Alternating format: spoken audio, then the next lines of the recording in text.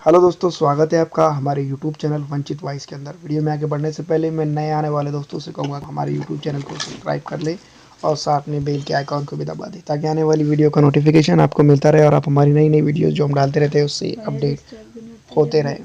दोस्तों, आज हम बात करेंगे पटना डिवीज़न के बारे में। पटना विभाग के अंदर 6 बड़े-बड़े डिस्ट्रिक्ट है, उसके अंदर कौन-कौन सी जगहों पर कौन-कौन सी सीट है और उसके ऊपर अभी क्या रिजल्ट आने वाले हैं। जिस तरह से पटना विभाग के अंदर हमने जो ग्राउंड रिपोर्ट की बात कीजिए तो बीजेपी यहाँ पर बख्तियारपुर के अंदर फ़िलहाल है और बीजेपी का जो है तो पावर यहाँ पर लोकप्रियता गिरती हुई नज़र आ रही है। और उसके बाद आता है दीघा। दीघा के अंदर भी भारतीय जनता पार्टी का वजूद है, लेकिन दोस्तों मैं आपको बता दूं कि भारतीय जनता पार्टी भी यहाँ पर अपना वजूद खोते हुए दिखाई दे रही है। पटना विभाग के अंदर ऐसे बहुत सारे जगह है जहाँ पर भारतीय जनता पार्टी ने पिछली विधानसभा इलेक्शन के अंदर अपना बहुत ही बढ़िया दबदबा बनाया था। मैं आपको बता दूं, लेकिन अभी वो यहाँ पर से हारते हुए बहुत सारी जगहों पर से दिखाई दे रही है। बांकीपुर में भी हाल की अगर बात की जाए तो भारतीय जनता पार्टी यहाँ पर चुनकर आई हुई है, लेकिन बांकीपुर के अंदर मैं आपको बता दूं कि यहाँ पर आरजेडी का वर्चस्व बढ़ता हुआ नज़र आ रहा है। और अगर ऑल इंडिया मजलिस इत्तेहादुल मुस्लिमीन यहाँ पर लड़ती है तो बहुत कुछ उलटफेर हो सकता है। कुम्हार की बात करें तो यहाँ पर भी भारतीय जनता पार्टी ने 2015 के अंदर विजय गाथा लिखी थी, लेकिन अभी अगर बात की जाए तो यहाँ पर ऑल इंडिया मजलिस इत्तेहादुल मुस्लिमीन का उलटफेर नज़र आएगा। और यहाँ पर दोस्तों जनता भारतीय जनता पार्टी से काफ़ी त्रस्त नज़र आ रही है। पटना सिटी की बात की जाए या फिर पटना की बात की जाए तो मैं आपको बता दूं कि भारतीय जनता पार्टी ने 2015 के अंदर यहाँ पर विजय गाथा लिखी थी। अब की बात अगर की जाए तो यहाँ पर ऑल इंडिया मजलिस इत्तेहादुल मुस्लिमीन उलटफेर का शिकार यहाँ पर भारतीय जनता पार्टी को करते हुए दिखाई देंगी और यहाँ पर दूसरी बहुत सारी पार्टियां भी अपना दमखम बताते हुए दिखाई देंगी। दोस्तों, अगली बात है पटना से ही फतुहा विधानसभा के अंदर बात कीजिए तो दोस्तों यहाँ पर आरजेडी थी, लेकिन आरजेडी की यहाँ पर कशमकश दिखाई दे रही है और ऑल इंडिया मजलिस इत्तेहादुल मुस्लिमीन भी यहाँ पर कशमकश में रहेगी। नालंदा की अगर बात की जाए तो नालंदा के अंदर 6 नंबर की विधानसभा अस्थवाना में भी जनता दल यूनाइटेड थी और जनता दल यूनाइटेड यहाँ पर बहुत ज़्यादा ताकत में हार का सामना करते हुए नज़र आएगी और आरजेडी यहाँ पर दोस्तों उलटफेर कर सकती है। और ऑल इंडिया मजलिस इत्तेहादुल मुस्लिमीन की अगर बात की जाए तो यहाँ पर वो काबिज हो सकती है। बिहार शरीफ की अगर बात की जाए तो बिहार शरीफ के अंदर दोस्तों ऑल इंडिया मजलिस इत्तेहादुल मुस्लिमीन का काफ़ी अच्छा वर्चस्व दिखाई दे रहा है और ऑल इंडिया मजलिस इत्तेहादुल मुस्लिमीन यहाँ पर चुनकर आ सकती है। दोस्तों, भारतीय जनता पार्टी ने पिछली विधानसभा के अंदर यहाँ पर बहुत कुछ किया था, लेकिन अभी यहाँ पर करने में उनको नाकामी दिखाई देगी। राजगीर की अगर बात की जाए नालंदा के अंदर तो राजगीर के अंदर भी कुछ हालात ऐसी है, जनता दल यूनाइटेड यहाँ पर हार का सामना करते हुए नजर आएंगी और यहाँ पर अपोजिशन को बहुत कुछ हासिल हो सकता है। जिस तरह से ऑल इंडिया मजलिस इत्तेहादुल मुस्लिमीन यहाँ पर अपनी ताकत को लगाते हुए दिखाई दे रही है, लेकिन ऑल इंडिया मजलिस इत्तेहादुल मुस्लिमीन यहाँ पर कामयाब नहीं होगी, क्योंकि इस्लामपुर की अगर बात की जाए तो यहाँ पर भी जनता दल यूनाइटेड का वर्चस्व अच्छा दिखा था पिछली दफ़ा, लेकिन ऑल इंडिया मजलिस इत्तेहादुल मुस्लिमीन अब यहाँ पर कामयाब होंगी दोस्तों, क्योंकि यहाँ पर ऑल इंडिया मजलिस इत्तेहादुल मुस्लिमीन ने अपोजिशन का रोल पिछले 5 सालों में बखूबी तरीके से निभाया है। और अब यहाँ पर हिल्सा की बात की जाए तो हिल्सा के अंदर भी कुछ हालात ऐसे ही है और हिल्सा के अंदर भी ऑल इंडिया मजलिस इत्तेहादुल मुस्लिमीन अपना वर्चस्व बनाते हुए दिखाई देती है। अगर यहाँ पर एक प्रत्याशी ऑल इंडिया मजलिस इत्तेहादुल मुस्लिमीन उतारती है तो यहाँ पर ज़रूर ऑल इंडिया मजलिस इत्तेहादुल मुस्लिमीन को फ़ायदा हो सकता है। नालंदा की अगर बात की जाए नालंदा विधानसभा के अंदर तो पिछली विधानसभा इलेक्शन के अंदर यहाँ पर जनता दल यूनाइटेड ने दर्ज की थी, लेकिन दोस्तों अब की अगर बात की जाए तो यहाँ पर ऑल इंडिया मजलिस इत्तेहादुल मुस्लिमीन जीत के करीब जाती हुई नज़र आ रही है। वैसे मैं आपको बता दूं कि ऑल इंडिया मजलिस इत्तेहादुल मुस्लिमीन को यहाँ पर स्ट्रगल ज़रूर करना होगी। हरनौत में अगर बात की जाए तो हरनौत के भी कुछ हालात ऐसे ही है। ऑल इंडिया मजलिस इत्तेहादुल मुस्लिमीन यहाँ पर अगर अपना प्रत्याशी उतारती है तो उसको स्ट्रगल ज़रूर करना होगी और ऑल इंडिया मजलिस इत्तेहादुल मुस्लिमीन के कब्ज़े में इतनी आसानी से जीत यहाँ पर नहीं जाएगी, ये बात तय है। उसको मेहनत करने की ज़रूरत है। भोजपुर के डिस्ट्रिक्ट भोजपुर के विधानसभा के अंदर अगर बात की जाए संदेश में तो आरजेडी दोस्तों यहाँ पर अपनी किस्मत पिछली दफ़ा आजमाई थी और वो कामयाब हुई थी। लेकिन अभी हाल यहाँ पर आरजेडी की मुश्किलें ऑल इंडिया मजलिस इत्तेहादुल मुस्लिमीन बढ़ाते हुए नज़र आ रही है। आने वाले दिनों के अंदर दोस्तों क्या होगा ये तो देखना होगा। बहरहाल में अगर बात की जाए तो आरजेडी ने कब्ज़ा ज़रूर जमाया था, लेकिन फ़िलहाल आरजेडी यहाँ पर मैं आपको बता दूं कि नुकसान का सामना कर रही है, क्योंकि ऑल इंडिया मजलिस इत्तेहादुल मुस्लिमीन और उसके विपक्षी दल उसके खिलाफ यहाँ पर कमर बस्ता दिखाई दे रहे हैं। मैं आपको बता दूं भोजपुर की आने वाली सीट आहारा है और आहारा में भी आरजेडी ने अपना कब्ज़ा पिछली विधानसभा के अंदर जमाया था। और आहारा अभी फ़िलहाल आहारा के अंदर दोस्तों ऑल इंडिया मजलिस इत्तेहादुल मुस्लिमीन अगर अपना प्रत्याशी उतारती है तो यहाँ पर ज़रूर वो जीत के करीब पहुँच सकती है। लेकिन आहारा विधानसभा के अंदर अभी ऑल इंडिया मजलिस इत्तेहादुल मुस्लिमीन को बहुत सारी मेहनत करने की ज़रूरत है।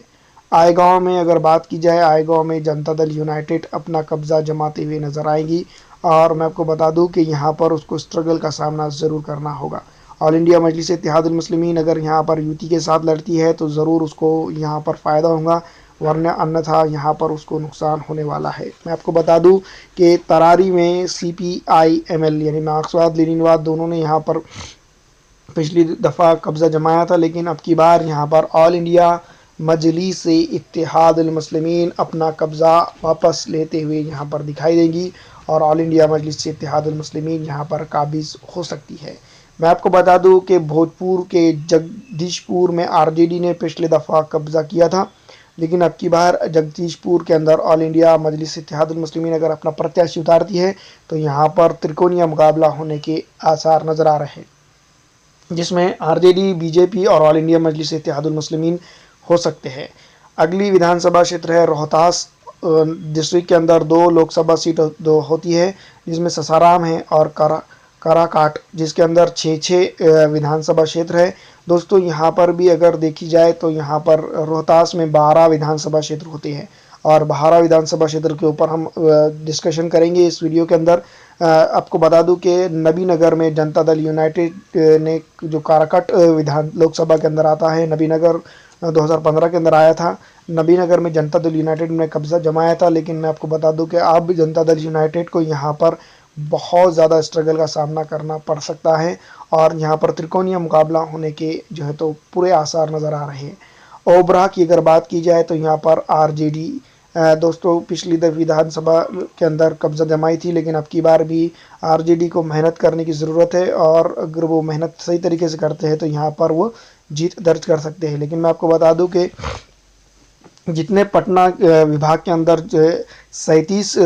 विधानसभा है, जिसमें से मैं आपको बता दूं कि ऑल इंडिया मजलिस इत्तेहादुल मुस्लिमीन अगर कभी पूरे जगहों पर अपना प्रत्याशी उतारती है तो ऐसी 12 जगह है जहां पर वो सीधे सीधे अपना असर रख रही है, जिसमें से गोहा भी एक विधानसभा क्षेत्र है, औरंगाबाद है, काराकाट है, पटना है, भोजपुर है, नालंदा है। ऐसे विधानसभाओं के ऊपर वो जीत दर्ज कर सकती है। करकट में आरजेडी को सीधा मुकाबले के लिए ऑल इंडिया मजलिस इत्तेहादुल मुस्लिमीन दे सकती है टक्कर, क्योंकि यहाँ पर मुस्लिम अति पिछड़ा आरक्षित समाज की जो है तो आबादी ज़्यादा है। मैं आपको बता दूं कि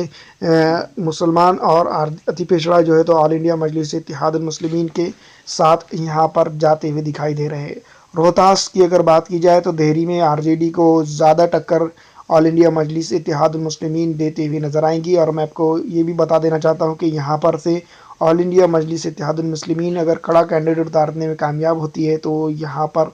कामयाबी उनके नसीब हो सकती है। दोस्तों मैं आपको बता दूं कि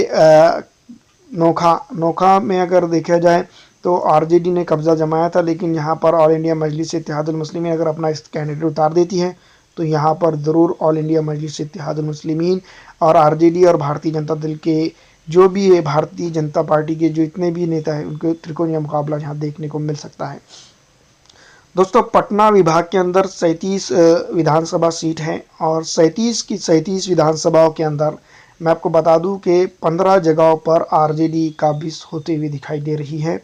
और उसके साथ साथ अच्छी तादाद में 10 से 12 जगहों पर ऑल इंडिया मजलिस इत्तेहादुल मुस्लिमीन कामयाब होते हुए दिखाई दे रही है। जनता दल यूनाइटेड की अगर बात की जाए तो 4 से 5 जगहों पर वो कामयाब हो रही हैं और भारतीय जनता पार्टी की अगर बात की जाए तो 2 से 3 जगहों पर काबिज हो रही है, जिसके अंदर मैं आपको बता दूं कि नालंदा के अंदर और पटना के अंदर उनका कैंडिडेट स्ट्रांग अगर कभी रहता है तो वो कामयाब होती है। भारतीय जनता पार्टी अगर कभी वही अपने कैंडिडेट को रिपीट करती है तो यहाँ पर भारतीय जनता पार्टी को नुकसान ज़रूर हो सकता है। चनेरी की अंदर बात की जाए तो राष्ट्रीय लोक समता पार्टी यहाँ पर विजयी हुई थी, लेकिन ऑल इंडिया मजलिस इत्तेहादुल मुस्लिमीन और यहाँ पर आरएलएसपी के अंदर बीच में कड़ा मुकाबला इस बार देखने को मिल सकता है अगर ऑल इंडिया मजलिस इत्तेहादुल मुस्लिमीन यहाँ पर अपना सीट उतारती है तो। चैनपुर की अगर बात की जाए तो यहाँ पर से भारतीय जनता पार्टी को बहुत ज़्यादा नुकसान हो रहा है। यहाँ पर भारतीय जनता पार्टी दूसरे या तीसरे स्थान पर जाते हुए दिखाई देंगी। पहले स्थान पे आरजेडी या फिर ऑल इंडिया मजलिस इत्तेहादुल मुस्लिमीन, लेकिन दोनों को ही यहाँ पर मेहनत की सख्त ज़रूरत है। दोस्तों पटना विभाग का अगर जिस तरह से हमने एग्जिट पोल बताया है, अगर कभी ऐसा ही रहता है जो मौजूदा हालात में पलायन और बहुत सारे मुद्दों को सामने रखते हुए बनाया गया है, तो इन सभी चीज़ों के ऊपर अगर डीप हम स्टडी करते हैं तो भारतीय जनता पार्टी और जनता दल यूनाइटेड यहाँ पर पूरी तरह से फेल होते हुए दिखाई दे रही है। रही बात ऑल इंडिया मजलिस इत्तेहादुल मुस्लिमीन की और आरजेडी की, अगर ये दोनों युति कर लेते हैं तो यहाँ पर जितने 37 के 37 जो पटना विभाग के अंदर सीट है उसके ऊपर वो स्वीप कर सकते हैं। लेकिन यहाँ पर साफ बात जाहिर है कि ऑल इंडिया मजलिस इत्तेहादुल मुस्लिमीन उस सामान्य सोच रखने वाली पार्टियों के साथ युति करेंगी, ऐसा अख्तर उल ईमान ने जो है तो अपने प्रेस कॉन्फ्रेंस के अंदर जाहिर कर दिया है। अब देखना ये होगा कि अख्तर उल ईमान के साथ आरजेडी जाती है या नहीं, और अगर कभी आरजेडी जाती है तो क्या जिस तरह से उन्होंने माजी में जितने इल्ज़ामात एमआईएम पे लगाए हैं वो किस तरह से वो साबित कर सकते हैं। दोस्तों मैं आपको बता दूं कि ऑल इंडिया मजलिस इत्तेहादुल मुस्लिमीन जो बिहार के अंदर 243 जगहों पर सीट लड़ने की बात करती हैं और कहीं ना कहीं वो यूटी की भी बात करती है ताकि एक सफल एक अपोजिशन दे सके। इस तरह की बातें करने के बावजूद भी ऑल इंडिया मजलिस इत्तेहादुल मुस्लिमीन को आरजेडी ने समझना चाहिए। अगर वो ऐसा समझती है कि वो खुद के दम पर बिहार को फतेह कर सकती है तो ये बहुत गलत बात है। आने वाले दिनों के अंदर कांग्रेस की हालत बहुत पतली होती हुई दिखाई देगी। अगर आरजेडी और एआईएमआईएम का यहाँ पर प्रत्याशी मतलब कि युति हो जाती है तो गठबंधन की ये दोनों का गठबंधन सर चढ़ के बोलेगा और बिहार विधानसभा के अंदर ऑल इंडिया मजलिस इत्तेहादुल मुस्लिमीन किंग मेकर के तौर पर सामने आ सकती है और आरजेडी यहाँ पर किंग रह सकती है। मैं आपको बता दूं कि